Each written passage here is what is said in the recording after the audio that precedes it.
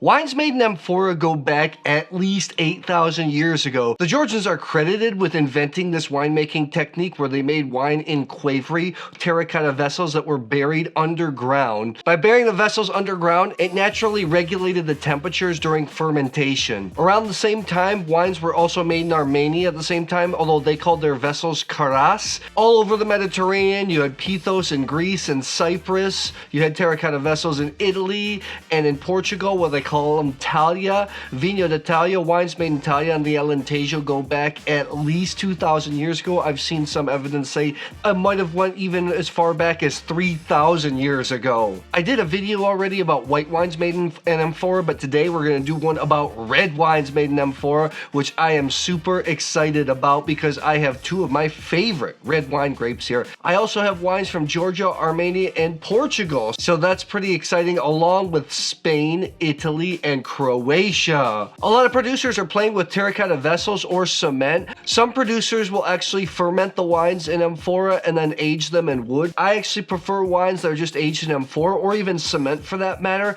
I feel like it just lets the fruit express itself better, and I feel like it adds a little bit of texture. We'll see how that shows up blind. All of these wines here were aged in amphora, with the exception of one. I'll see if I can pick it up on the blind tasting. I'm with wine journalists, wine media a lot, and what gets us wine people going? Three simple things: old bush vines, beautiful views, and amphora in cellars. It's so funny when we go in a cellar and somebody has an amphora, everyone's taking their phone out, snapping pictures. Anyway, some winemakers feel like it does help the fermentation process. It helps for some natural circulation. So in essence, you're using this ancient technology to make more futuristic wines, kind of like Marty McFly. But I'm back from the future.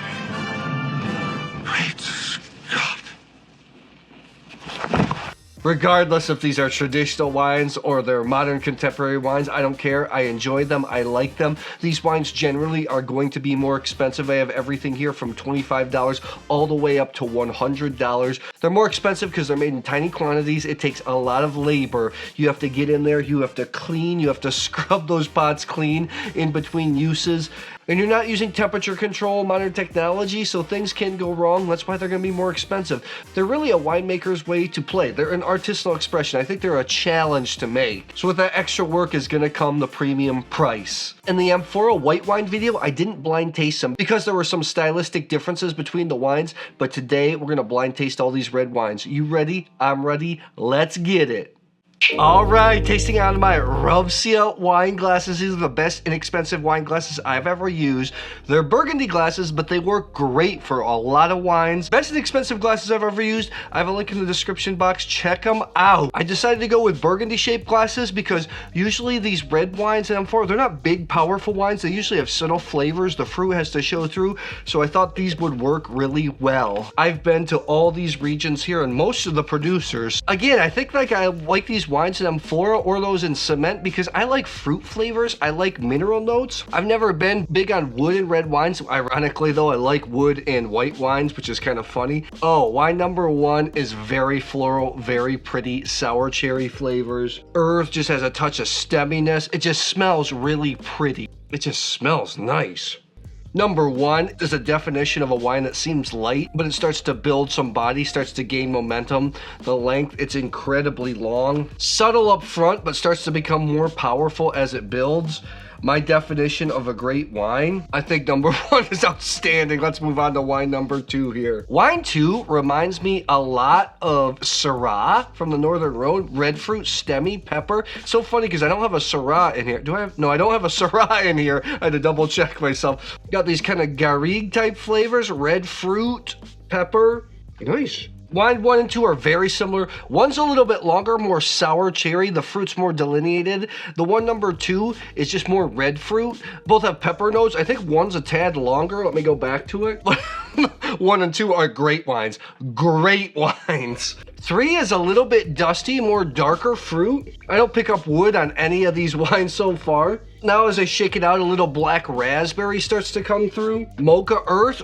Now, it's so funny. It was so shy at first. That's why you gotta give wine some time. I shake it out. Aromas start to come out. That's why you swirl wines a lot. Alcohol blows off and some of the aromas come out a little bit more. The thing I love about these wines that don't show a lot of wood, on the back end, the tannins, you're getting all fruit tannins. Brightness, you have it mixed with acidity. It's not wood. It's not more astringent tannins. Great so far. Let's move on to wine 4. Wine 4 smells... Could wine 4 have a little wood? I get like a hint of a cedar note type deal. Black cherry, blackberry, black raspberry, a hint of cedar, tobacco. Maybe it's how the fruit develops. I don't know. This wine is very unique in the fact that it starts out full. Acidity is so high on the back end that it kind of thins the fruit out. That pulls the score down a little bit for me.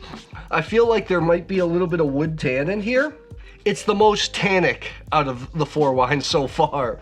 By the way, like always, I Coravin these, had somebody mix them up. That's how they're blind. A lot of people ask, how do you know they're blind? If you watch the channel, you saw several videos where I messed up, called some expensive wines inexpensive, so whatever. I don't have to worry about that anymore. Let's go to wine 5, which is super dark, inky. Wow. This smells, 5 is awesome. Pepper, hickory.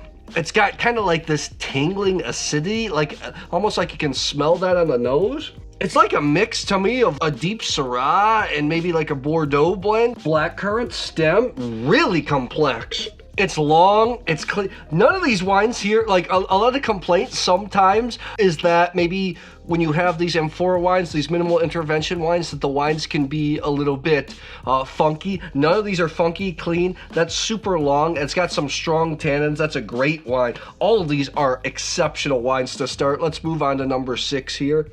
6 comes across as like a bright cherry juice. It's like bright cherry juice if I mix it with some Flint. That's what it comes out as. It's not peppery like the other ones, like pure fruitiness. Maybe it doesn't have some complexity of some other ones, but this is just enjoyable. I really want to drink this wine. Now just a touch of chalk. Some things are starting to come out here. This was a super enjoyable episode. You ready? I'm ready. There's a difference between tasting wine, saying it's impressive, and then wines that you actually want to drink, and I want to drink all of these, so that's the ultimate compliment. First of all, we're going to start out with number 4. This is the one where it either had age, or I feel like it had a little wood, because it had some cedar notes, some blackberry. Maybe it had some wood tannin on the back end. Maybe it was old. Maybe that's how the grape showed. I thought it was still very good. 91 points. Thought it was still an excellent, excellent wine. Let's take a look. The only thing that... For me, the aromas were so complex.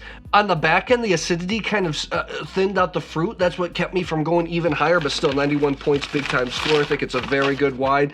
This is the Kabbalah Amphora Taran 2016. I think this is the only one that might be aged in wood. I'm not 100% sure. Have been to this estate before. Istria, Croatia, right on the border of Italy, Slovenia, Croatia.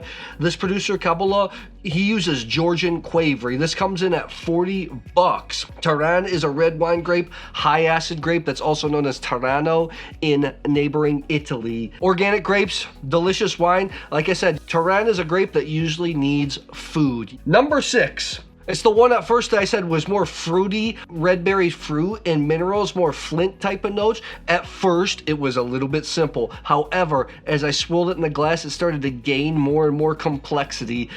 It's something that I feel like you could maybe even serve chilled. It's delicious. It's a wine that I want to drink a lot of. Let's take a look. 91 plus points. Let's take a look here and see what it is. Wow.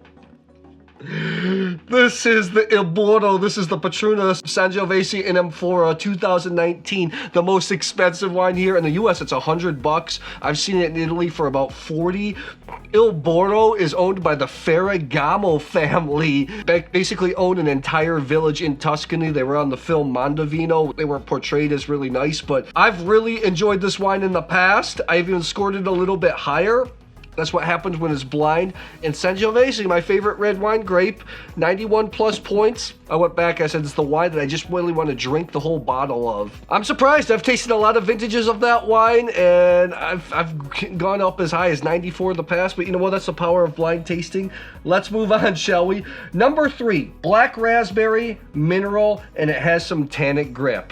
I thought it was very good. I gave it 92 points. Let's take a look here. Let's take a look. I'm super excited. Wow.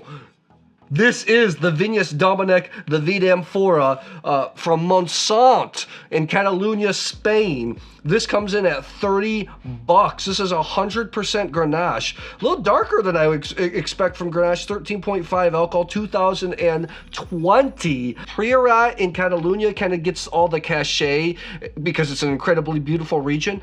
I generally find that the wines from Montsant are a little fresher, have a little more acidity, and are much lower prices. Right here, one of the lowest priced wines, 30 bucks. I thought this was outstanding wine.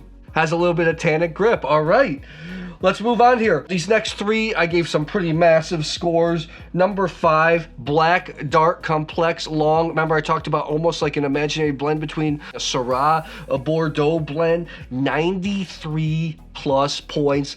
I thought it was outstanding. Let's take, wow.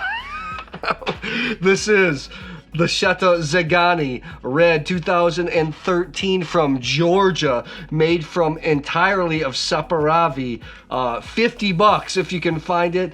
Thought this was outstanding. Dark tannic. It was unique too. On top of that, I've been to Georgia. I have not been to this estate yet, although I'm going this fall. I'm going to be actually doing a little kind of mini vlog documentary on Georgian wines I'm super excited about checking out. 2017 was one of my favorite wines I tasted in 2022. They saw the video, they liked it, and they sent me some older vintages. This showed really well. Really nice. Okay, I went back and forth between these next two. Number 2, I gave it 94 points. It was between, like I said, a more generic red fruit, more pepper notes, more northern Rhone type, but had length. It was an absolutely beautiful, beautiful wine. Let's take a look. I'm super excited to see what this is. The Zorah Karasi from Armenia. Karasi means made in Karas. 33 bucks, made from the grape Areni Noir. Areni Noir makes wines with a little bit less color, but it doesn't have intensity. I've tasted a lot of vintages of this wine. This is 2020. Haven't tasted this vintage yet. Outstanding. 94 points, 33 bucks. An Armenian that kind of grew up in Italy, grew up in the fashion business, then moved to Armenia, wanted to start reviving winemaking traditions in his country. He was in fashion, so the label is beautiful. Areni, I've liked a lot of Areni wines coming. When you go to Armenia, it's incredible. It's a super high plateau, especially this wine region, Vinyes Domenech. The entire region, I think, is over 3,000 feet. I think it's all over 1,000 meters in elevation. Single lane roads, incredible wine. I'm glad to see that showed well. So we have the two traditional Amphora winemaking countries. The Georgian one was actually made out of Saperavi. Saperavi is a Tentorier variety, which means it has black flesh in addition to black skin. With red wines, the color from the wine usually comes from the skin soaking with the juice. Most red wine grapes actually have clear juice. Not Saperavi, not Tentorier. That's why the wines are a little bit darker. So the top wine, number 1, red fruit, floral, sour cherry, stemmy. It was one I said subtle, started to build up with time. I gave it 94 plus points. And I know what's left. And this is the cheapest wine in the bunch. This is the Hernando Rosim. This is the Amphora Alentejo 2021. 23 bucks. This is Moreto, Tinta Grossa, Trincadera, and Aragonés, which is actually Tempranillo. Mostly Moreto and Tinta Grossa from the Alentejo. Been to this estate before. He does a lot of wines in Talia and little clay pots. La Amphora. 23 bucks, 12.5% alcohol. I am shocked that that wine showed so well at that kind of price point. Wowzers. I don't know what I'm going to drink tonight. I like all these wines. Tell me, do you like red wines made in Amphora? Do you have a favorite country, a favorite grape variety? Let me know in the comments below. Thanks a lot, and I'll see you soon.